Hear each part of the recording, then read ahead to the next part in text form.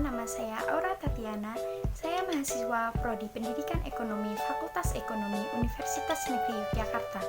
Di sini, saya akan memberikan sedikit penjelasan mengenai kelemahan perekonomian barter dibandingkan perekonomian uang. Untuk informasi lebih lengkapnya, silakan cek video berikut. Pada bagian yang pertama ini, saya akan menjelaskan tentang perekonomian yang pernah ada di Indonesia. Berdasarkan ciri-ciri kegiatan perdagangan yang dilakukan oleh masyarakat di masa lalu hingga masa sekarang ini, perekonomian dibagi menjadi dua. Yang pertama yaitu ada perekonomian barter, lalu yang kedua yaitu ada perekonomian uang. Lalu sebenarnya apa sih perekonomian barter dan juga perekonomian uang itu? Mari kita simak videonya.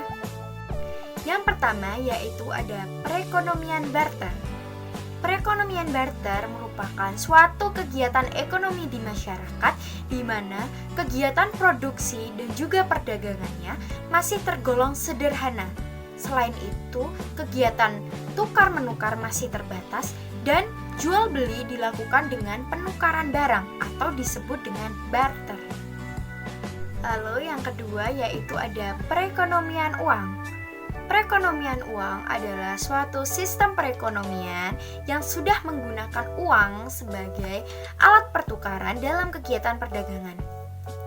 Semua negara di dunia ini sudah tergolong dalam perekonomian uang.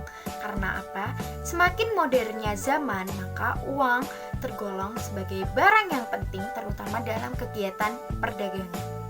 Semenjak berabad-abad yang lalu, sebenarnya masyarakat sudah mengetahui tentang kelemahan perdagangan barter dan juga pentingnya peran uang dalam kegiatan perdagangan.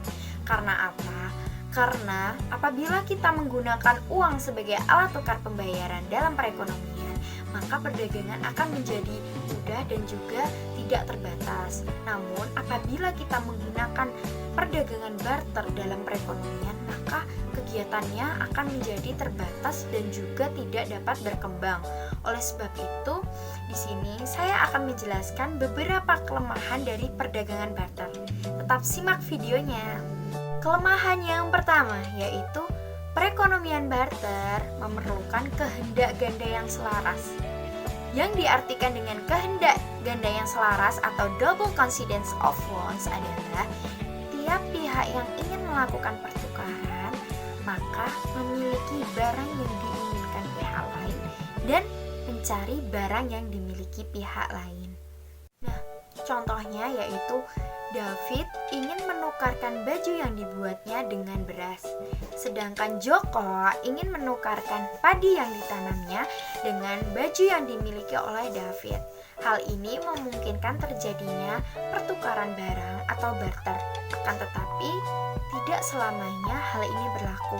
Contohnya, apabila David ingin menukarkan bajunya dengan beras, tetapi yang diinginkan oleh Joko adalah celana atau sepatu. Berlaku juga sebaliknya. Joko tidak dapat menukarkan berasnya dengan David apabila David hanya memiliki baju untuk ditukarkan. Seperti itu. Kelemahan yang kedua yaitu penentuan harga sulit untuk dilakukan. Apabila dalam perekonomian uang, suatu barang dapat dinyatakan nilainya dengan mudah, hanya dengan menyatakan jumlah uang yang dibutuhkan untuk memperoleh barang tersebut.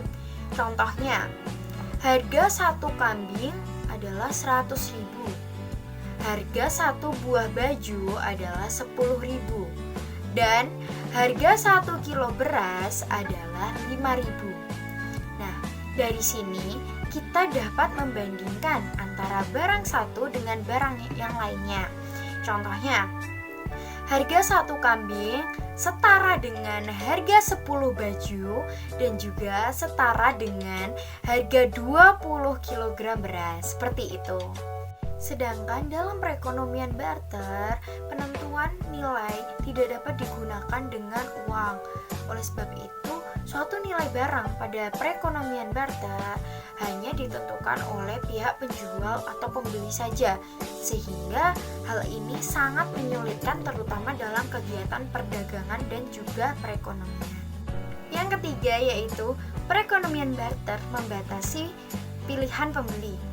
Mengapa bisa begitu? Karena pada perekonomian ini, suatu pembeli akan terikat dengan syarat yang diberikan oleh pihak lain apabila menginginkan barang yang dimilikinya. Contohnya, Bapak Budi memiliki padi yang ditanamnya sebanyak 100 kg dan ingin menukarkan dengan kerbau milik Bapak Jono. Sedangkan Bapak Jono memberikan syarat kepada Bapak Budi untuk menukarkan padinya sebesar 1000 kg. Hal inilah yang menjadi pembatas pembeli untuk menentukan pilihannya. Lalu di posisi ini Bapak Budi hanya memiliki dua pilihan. Yang pertama, Bapak Budi tidak jadi untuk menukarkan padinya dengan kerbau milik Bapak Jono.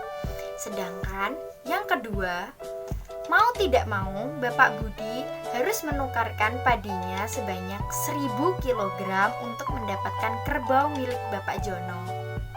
Sedangkan dalam perekonomian uang hal tersebut tidaklah berlaku. Karena apa?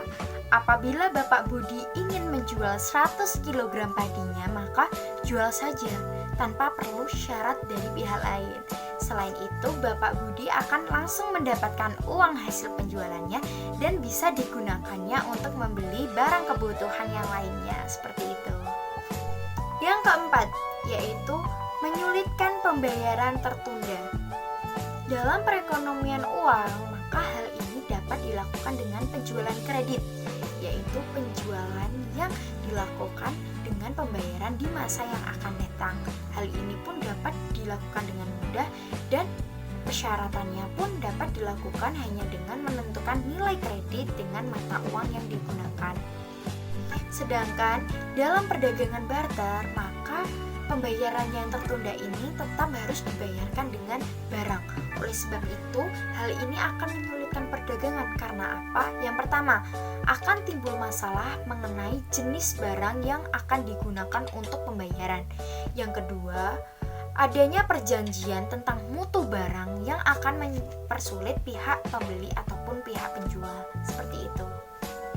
Dan yang terakhir yaitu sulit untuk menyimpan kekayaan. Apabila dalam perekonomian uang, maka harta atau kekayaan yang kita miliki dapat kita simpan dalam bentuk tabungan ataupun yang bersifat seperti uang, contohnya saham dan lain-lain. Sedangkan dalam perekonomian barter, maka kita harus menyimpan kekayaan yang kita miliki dalam bentuk barang, contohnya rumah, tanah, atau emas, dan sebagainya.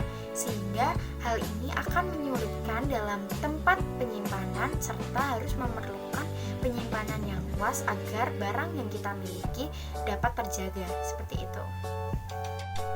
Sekian materi yang bisa saya sampaikan. Untuk informasi-informasi lebih lanjutnya bisa ditunggu di channel YouTube saya. Terima kasih.